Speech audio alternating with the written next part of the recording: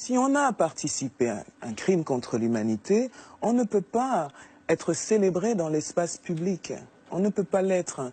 Mais quand vous en prenez à Charles de Gaulle, est-ce que vous poussez pas le bouchon un petit peu loin? Écoutez, moi je vois Charles de Gaulle avec mon regard d'Africaine. Hein. Oui. Donc la France peut tout à fait décider de le considérer comme un héros. Ah oui, la France libre. Voilà, la France peut considérer... Oui, la France libre dont la capitale était Brazzaville peut tout à fait donc décider de le considérer comme un héros. Il n'en demeure pas moins qu'il est à l'origine d'un grand nombre de crimes aussi. Et c'est important de préciser à quels endroits la société est aujourd'hui divisée. Nous sommes à la veille d'une longue guerre menée par la France aux indépendantistes. Une guerre qui n'osera jamais dire son nom. Un demi-siècle plus tard, cette guerre de libération perdue, au bilan lourd de plusieurs dizaines de milliers de victimes, demeure cachée, sans images et partiellement classée secret défense, puisqu'officiellement, il ne s'est rien passé au Cameroun. Nous nous rendons dans un village isolé du sud-ouest de la France pour rencontrer Max Bardet. Cet ancien soldat français a été envoyé au Cameroun entre 1962 et 1964 dans la région des Bamileke. Max Bardet parle des atrocités qu'il a vues. Les hommes, ils devaient les achever, et les femmes, ils les achevaient pas. Ils les laissaient mourir comme ça. Max Bardet était accompagné d'un officier de l'armée française. Ce que voulait voir cet officier qui était avec moi, c'était qu'il n'y ait surtout pas comment dirais-je, de gens qui puissent aller raconter ça et qu'on puisse impliquer justement, comme il y avait encore quelques militaires français, qu'on puisse impliquer la France dans ces affaires-là. L'ancien soldat dit comprendre la colère de nombreux Camerounais. Moi, je serais à leur place, j'en voudrais. Je serais Moune et j'en voudrais aux Français. Enfin, j'en voudrais aux Français. Les Français ont continué de façon très discrète, en pilotant les opérations, plus qu'en étant vraiment massivement sur le terrain, à réprimer non seulement le mouvement nationaliste représenté par l'Union des populations du Cameroun, l'UPC, mais également les populations suspectées de soutenir ces mouvements qui étaient qualifiés de subversifs. Donc ça a été une répression à la fois très discrète, voire secrète, c'est-à-dire qu'en métropole, dans l'ex-métropole, en France, personne n'était au courant que ces opérations militaires étaient en cours. Des opérations à la fois donc très discrètes, très secrètes, et en même temps extrêmement violentes. C'est-à-dire qu'on est, à partir de 1960, dans des logiques de bombardement de villages, de rassemblement de centaines de milliers de villageois dans des villages de regroupement derrière des barbelés, une torture qui se systématise. Les gouvernements français actuels s'inquiètent des conclusions qu'on peut tirer de cette guerre, puisque cette guerre n'a pas été seulement un moment de répression, mais ça a permis d'installer un système de gouvernance, à la fois au Cameroun, mais plus globalement dans toutes les anciennes colonies françaises d'Afrique. Aller y regarder de plus près sur cette guerre implique également de s'interroger sur les conséquences à long terme pour beaucoup de pays. Et ça, je crois que ça inquiète beaucoup les dirigeants français, qu'ils soient de gauche ou de droite. Sur place au Cameroun, certains se souviennent encore de la période des massacres. Tadeye Melon a été le garde du corps du dernier grand leader historique de l'UPC, Ernest Ouandié. C'était vraiment une guerre sans pitié. Ils bombardaient sans connaître même si c'est un homme ou c'est un enfant. Ils bombardaient ça. Peut-être pour donner du contexte, justement, je pourrais citer la phrase de Pierre Messmer. Et dans ses mémoires, il dit cette phrase que je cite: « Nous avons accordé l'indépendance à ceux qui la demandaient le moins, après avoir éliminé politiquement et militairement ceux qui la demandaient avec le plus d'intransigeance. » En une phrase, il résume assez bien le contexte de l'époque, en effet. Et les mots sont choisis. Éliminer politiquement, puis militairement, c'est exactement ce qui s'est passé. C'est-à-dire que la France, le Conseil des ministres en France a interdit l'Union des populations du Cameroun. L'UPC est donc rentré en clandestinité et refusant d'abandonner le combat, la France s'est acharnée militairement, cette fois-ci, avec des vastes opérations militaires pour essayer non seulement d'éradiquer l'UPC, mais également toutes les populations accusées de les soutenir, de soutenir les nationalistes. Parce qu'il y en avait d'autres? Parce qu'il y avait d'autres personnes, il y avait l'UPC, il y avait d'autres groupes mais qui surtout, étaient... non, l'UPC, qui avait été créé en 1948, avait mobilisé massivement les Camerounais autour des mots d'ordre d'indépendance, de réunification du Cameroun français et du Cameroun anglais. Et donc, effectivement, il y avait des dizaines et des dizaines et des dizaines de milliers de Camerounais qui soutenaient l'UPC. C'est dans les rapports de police de la France qui dit l'UPC jouit d'une popularité immense. Donc, pour essayer d'éradiquer, d'éliminer, comme dit Mesmer, complètement les velléités nationalistes, la France a engagé une guerre. Dans l'Ouest, la région la plus densément peuplée, des villages entiers sont rayés de la carte et leur population est décimée.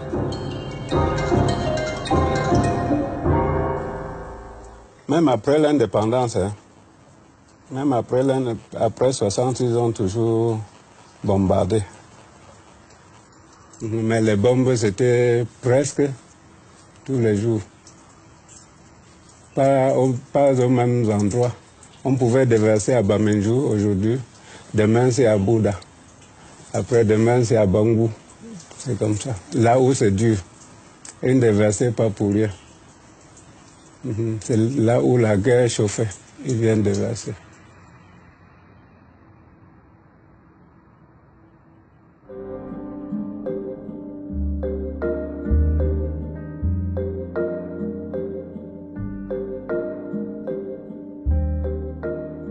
C'est là que les maquis commencent véritablement aussi à l'ouest du pays. Et donc jusqu'en 1960 à peu près, l'action armée se développe largement ici à l'ouest, mais est programmé aussi l'assassinat de Moumié, en même temps que l'assassinat de Patrice Lumumba. Alors ça c'est lié certainement à la deuxième conférence des peuples africains qui élit un comité comprenant notamment Boumendjel du FLN d'Algérie, Lumumba, Moumié. Alors ça signifie qu'à l'échelle continentale, il va se passer des choses pas agréables du tout pour les milieux coloniaux. La France continue sa stratégie d'éradication. Félix Moumié, qui dirige toujours l'UPC depuis l'exil, est à Genève où il négocie un transfert d'armes. Un agent des services secrets français, William Bechtel, serait parvenu à glisser un poison dans son verre. Le 4 novembre 1960, Félix Moumié meurt à l'hôpital de Genève. J'ai dit que c'est le général de Gaulle qui a tué mon mari. C'est ça que j'ai dit. Qu'on trouve que c'est mauvais, qu'on trouve que c'est mal dit, qu'on trouve que comment. Mais c'est ça que j'ai dit.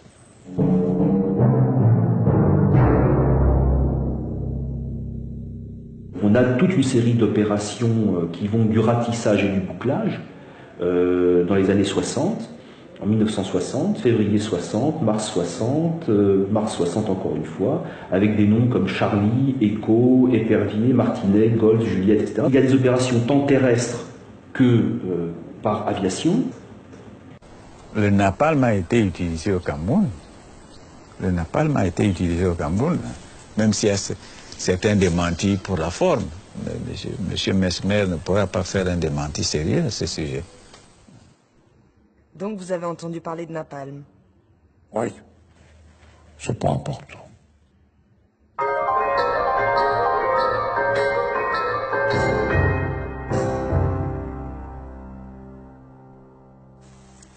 Nous, on disait que c'était l'acide. C'est le nom que nous, on connaissait. Qui déverse l'acide sur les gens. Parce que quand ça verse, ça te brûle. Ça brûle même les arbres comme ça, tout. Mais nous, on disait que c'était l'acide. Ouais. Lorsque De Gaulle s'était présenté à Conakry pour soumettre le projet de la communauté franco-africaine, Sékou Touré, qui l'a reçu, lui a dit clairement que, écoutez, la Guinée ne va pas s'inscrire dans cette histoire de la communauté franco-africaine. Le Guinéen Sékou Touré a le toupet de refuser la main généreusement tendue par la France. Par un discours courageux et exalté, Sékou affirme sa volonté d'indépendance au nez et à la barbe du général de Gaulle, dont le moins qu'on puisse dire est qu'il prend très très mal l'affront. Le SDEC lance l'opération Persil, qui consiste à inonder la Guinée de fausses monnaies pour couler l'économie du pays. Les services forment des groupes d'armées d'opposants guinéens, notamment depuis le Sénégal. On tente d'éliminer physiquement Sékou Touré. Toutes les tentatives échouent, dont l'une d'elles de façon rocambolesque. Ils ont cherché à assassiner à plusieurs reprises le leader de l'indépendance de la Guinée.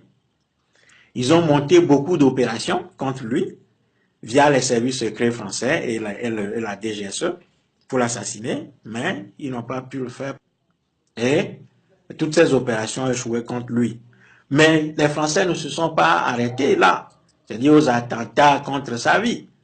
Mais ils ont coulé systématiquement l'économie de la Guinée, tout d'abord en bloquant le franc, parce que la Guinée était aussi dans la zone CFA. Donc, qu'est-ce qu'on va faire? On va bloquer tout ce qui a comme devise venant de la Guinée. On a mis un cachet spécial dessus, de sorte que dès que l'argent de la Guinée sort de la Guinée, cet argent ne peut pas être utilisé dans les autres pays. Sékou Touré va décider de créer une monnaie. Les Français vont émettre de faux monnaies pour inonder le pays et couler ainsi également ce projet, enfin cette réalisation de Sékou Touré. Sylvanus Olympio, qui s'est battu durant des années pour le Togo, qui a été assassiné tout simplement parce que il s'était opposé à la France et que il avait voulu signer un accord avec la Banque de France pour sortir le Togo de la zone franc CFA et créer une autre monnaie. C'est-à-dire, il avait voulu signer cet accord le 15 janvier 1963. Le 13 janvier, il a été assassiné. Donc, quand il a été assassiné, on n'a même pas autorisé que son corps puisse reposer au Togo. Son corps repose au Bénin. Et depuis lors, bon, son corps continue d'être au Bénin, jusqu'à présent. Ouais. Voilà, comme je vous l'ai dit, le général de Gaulle. C'est lui, vous pouvez noter ça, vous pouvez aller vérifier au journal officiel. Le voilà, celui qui a créé le franc CFA. Et à partir de là, se dégage des privilèges. Le franc CFA se fabrique à Chamalières, notez-le, prenez-le. Vous pouvez appeler tout de suite. Comme aujourd'hui c'est samedi, sinon demain, lundi, ils vont répondre. C'est là se fabrique à Chamalières le franc des colonies françaises d'Afrique, en abrégé le franc CFA. Donc, à partir de là, vous voyez bien, comme on dit, le Conseil des ministres peut dévaluer ou réévaluer le franc CFA. Ça, c'est sur papier. Mais dans la réalité, c'est autre. Pourquoi? C'est ce que nous dit le ministre français, le premier ministre français, en la personne de M. Édouard Balladur. Il dit, par exemple, que le franc CFA n'a pas été dévalué par les Africains. Le franc CFA a été dévalué, vous le lisez avec moi, à l'instigation de la France. Voilà, c'est ça l'élément important. Mais Édouard Balladur va plus loin pour dire, la monnaie n'est pas un sujet technique, mais politique qui touche à la souveraineté et à l'indépendance des nations. Et sur ce point-là, il a 1 milliard de fois raison. Pourquoi? Parce que la monnaie, le pouvoir de la monnaie appartient au peuple. Sinon, ce sont les représentants du peuple. Donc, ici, vous pouvez vous poser la question, mais pourquoi lui, il sait ça? Il va dévaluer le franc CFA. Vous avez la réponse. Parce que le franc CFA appartient 100% à la France. S'il y a un budget, un financement à faire, ce qu'on appelle le financement du développement, sinon le niveau de développement socio-économique, c'est la France qui décide. C'est la France qui impose aux pays africains de la zone franc un niveau de sous-développement socio-économique. C'est elle. C'est un système qui est un héritage colonial. Ça nourrit la France. Quelles sont les conséquences? Il y en a plein. Mais parmi les grandes conséquences, nous pouvons dire qu'il y a un blocage de l'industrialisation des pays de l'Afrique et de la zone franc CFA depuis 1945 jusqu'à ce jour. Pourquoi? Lorsque vous voulez vous industrialiser, vous voulez acheter ce qu'on appelle les équipements industriels, etc. Et puis, si vous voulez acheter aux Américains, eux, ils n'ont pas besoin de francs CFA. Ils ont besoin du dollar. On est d'accord? Alors, pour mémoire, comme le milieu est toujours hétérogène, on appelle devise toutes les monnaies du monde, sauf la monnaie du pays. Ça va? C'est ça qu'on appelle devise. Donc, si vos devises, c'est quand vous vendez, quand les Africains vendent à l'extérieur, qu'ils sont bloqués et qu'ils donnent leur devis à la France, ça veut dire objectivement, mathématiquement, scientifiquement, ils ne peuvent pas importer des biens d'équipement. Donc, ils ne peuvent pas s'industrialiser, ils ne peuvent pas transformer les matières premières chez eux. Et comme ils ne peuvent pas s'industrialiser, eh bien, tout naturellement, ils restent dans la pauvreté. Qu'est-ce que faisait les nazis? Il dit, vous, la France, apportez-nous les biens dont nous avons besoin. Et en contrepartie, on crédite votre camp, on met un signe plus. Voilà ce que nous dit M. Jean Boissonnat, brillant et journaliste, mais il n'est pas cité ici en tant que tel. Il est cité parce qu'il est membre du comité monétaire de la Banque de France. Regardez ce qu'il dit. Il dit, la zone franc a permis à la France de se fournir en certaines matières premières sans débourser de devises. Ça dit, ne paye pas. Pour mémoire, lorsque le Ghana va à la France est obligée de puiser dans ses réserves des devises pour payer le Ghana. Si la France veut achète des biens, par exemple, au Nigeria, ou du moins à tous les autres pays du monde, qui ne sont pas membres de la zone franc, elle prend les devises et elle les paye. En ce qui concerne les 15 pays d'Afrique francophones de la zone franc CFA, sans débourser de devises. Elle prend seulement son signe plus, elle les crédite. Voilà le système. Et je lui dis, bah oui, mais depuis que l'Afrique est libre, il n'y a plus de colonies en Afrique. Vous m'avez dit non. Il y a toujours. Et la colonisation n'est plus là, mais elle est toujours. Elle est là. Elle est là. Elle est dans la tête, mais elle est aussi économique. Elle est largement économique. Il suffit de penser au système du CFA qui est un racket d'une... S'il n'y avait plus de CFA, moi je ne suis pas sûre que la France elle ferait ça quand elle se tiendra en Afrique. Il faudrait peut-être que les Français dits de souche qui nous mettent sur des strapontins identitaires et qui nous disent que nos nationalités françaises sont des nationalités élastiques et puis on peut nous l'enlever, etc. Et qui disent à nos enfants qu'ils ne sont pas tout à fait d'ici, qu'ils les violentent sans cesse. Il faudrait peut-être leur dire que si l'Afrique arrêtait de nourrir la France elle ferait moins le malin. Moi je dis elle emprunterait de l'argent à la Grèce, la Grèce actuelle. Et alors moi j'aimerais avoir votre avis sur ce qu'on appelle le grand homme, puisque c'est la grande référence politique française. Tout le monde se réclame de Gaulle, on est tous gaullistes, c'est souvent ce que les hommes politiques, en tout cas certains hommes politiques, voilà. Et moi j'aimerais connaître votre réaction. Comment vous voyez ce personnage? Je vais être un peu iconoclaste, je pense. Vous pouvez. Déjà, je reviens quand j'étais petite. Je me suis toujours demandé pourquoi on chantait les louanges d'un monsieur qui n'était pas sur le front de la guerre. C'est très personnel. Je me disais pourquoi le général de Gaulle et pas le général Leclerc, puisqu'on me disait que le général Leclerc, lui, il avait été au combat. Donc je ne comprenais pas trop. On m'a dit qu'il a fait de la résistance depuis l'Angleterre. Bon. Nous savons que le général de Gaulle, qui est une figure tutélaire ici, et qui a certainement des qualités, et qui est grand au moins par la taille. Oui. Le général de Gaulle, qui donc se battait contre une occupation, n'avait aucun scrupule à occuper ailleurs. Donc, je ne peux pas avoir une admiration pour quelqu'un qui méprisait autant les